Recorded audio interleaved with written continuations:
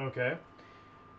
In this video, we're going to go over war machines and structures.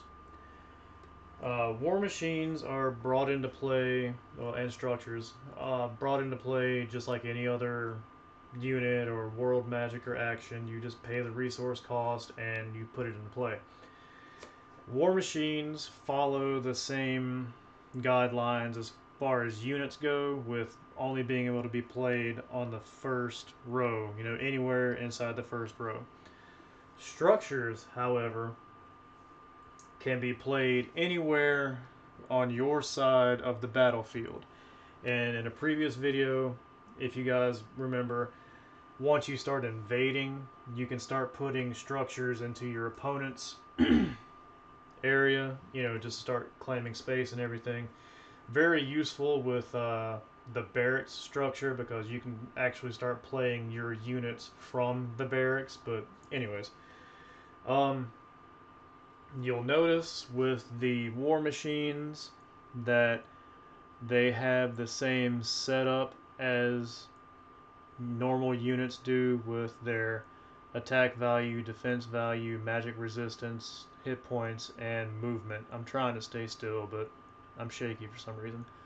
Um, they're typically not restricted to any faction, so any faction can use them, and they all have their own individual skills and all, just like as a standard unit does.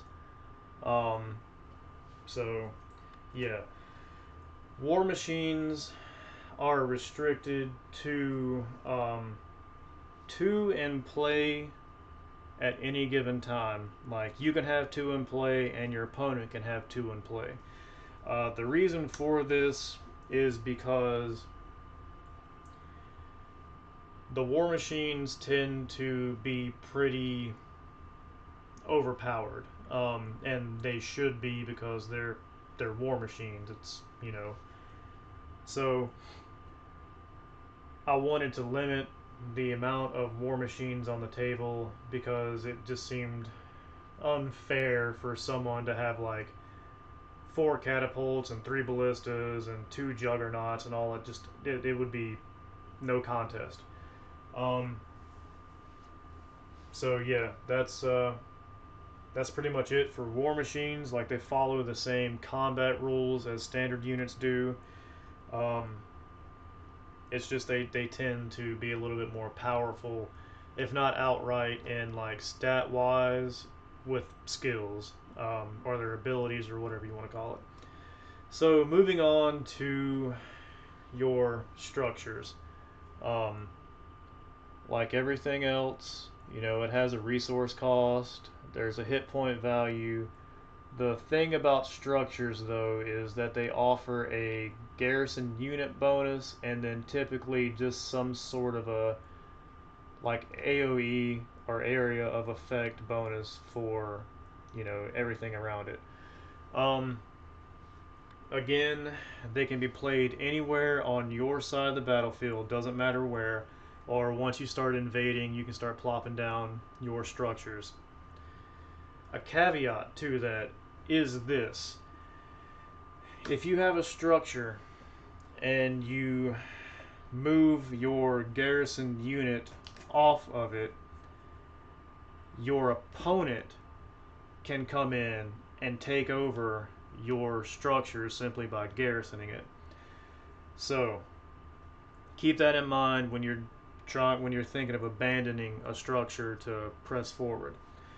Another thing to consider is that if you have a unit garrisoned in your structure, or just a unit is garrisoned in a structure in general, you have to defeat the unit first before you can either destroy the structure or garrison it yourself. Um, Sorry about the wobbly table, guys. It's the best I can do for right now.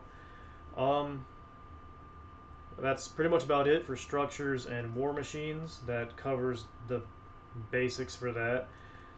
Uh, I hope you guys are kind of enjoying these, getting a better grasp on things, and are getting at least a little bit more excited about just the idea of War of the Veils, because it is actually really fun to play. And again, throwing it out there, if you want to give it a whirl, get in contact with me and we will figure something out.